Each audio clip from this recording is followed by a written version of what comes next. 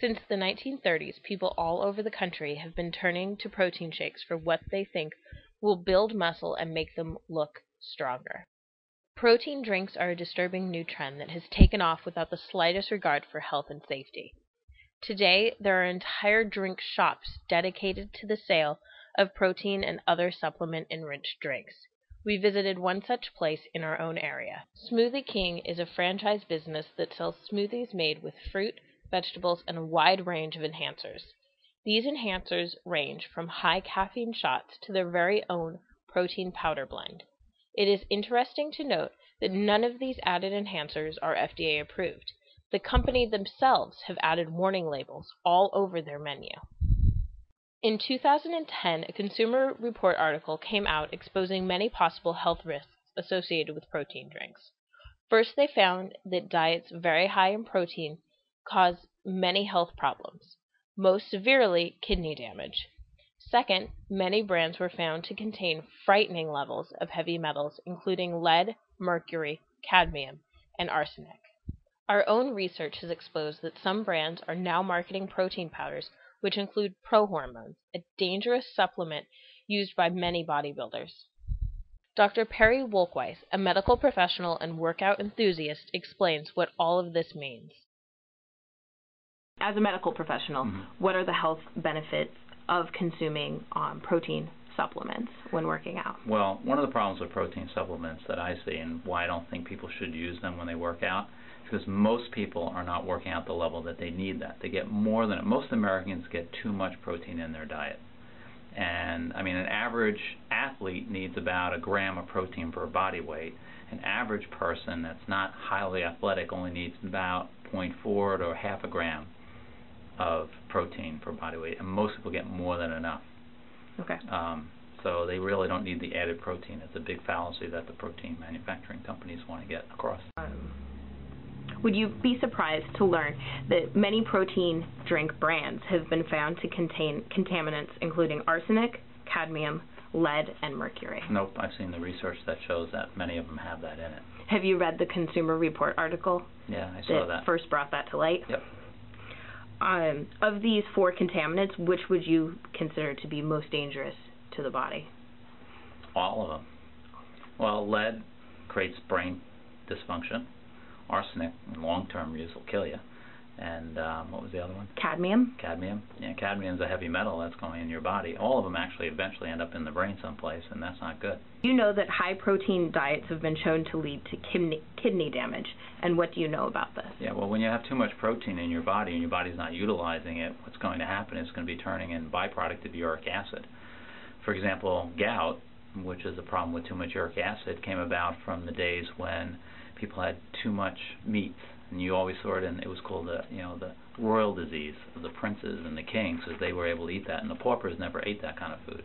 So when you're having too much protein in your meal, you're going to have producing too much uric acid, which means your kidneys are going to be stressed trying to get rid of it. Did you know that some protein drink brands are now including prohormones to promote muscle growth?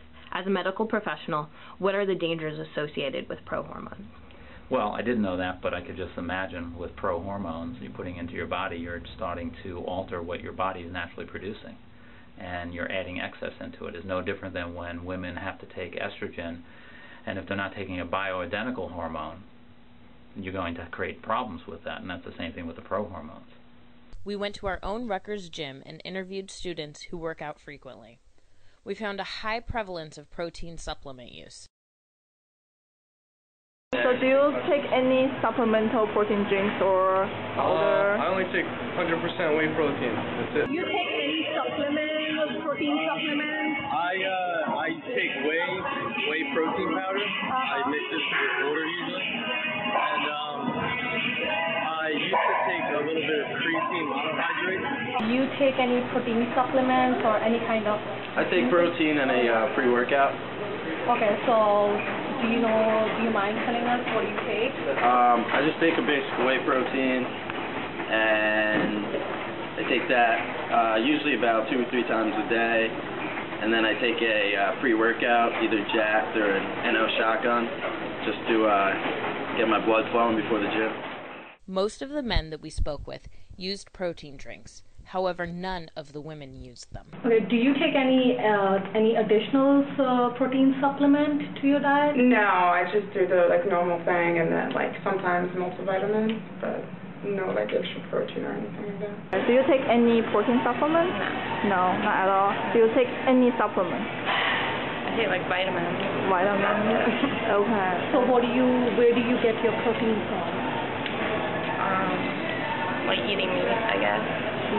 Do you take any protein supplement? No. Sometimes I'll have a protein bar afterwards if I'm lifting weights, but Okay.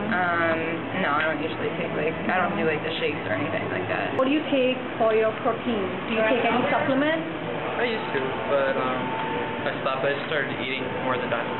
So what do you used to take? Just the whey protein stuff that you could get GNC. And it just comes in a big tub, yeah.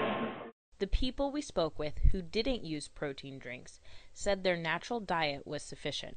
So you never required the need of taking extra protein besides your diet? No, because I want to be fit. I don't want to get bigger muscle. I just want to be able to go running somewhere, do any activity I want without having my heart strained or anything like that. So what do you take for protein in your regular diet? Just chicken, fish, meat, just make sure I have a balanced diet, so that way I don't need any additional things.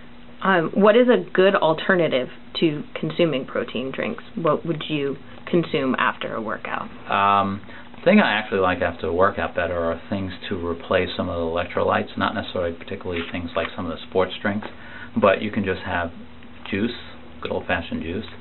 There are some products that work really well for high-intense athletes, like a product called Fluid, which I recommend a lot because it has high glycine in it, and which really helps the muscles recover a lot faster.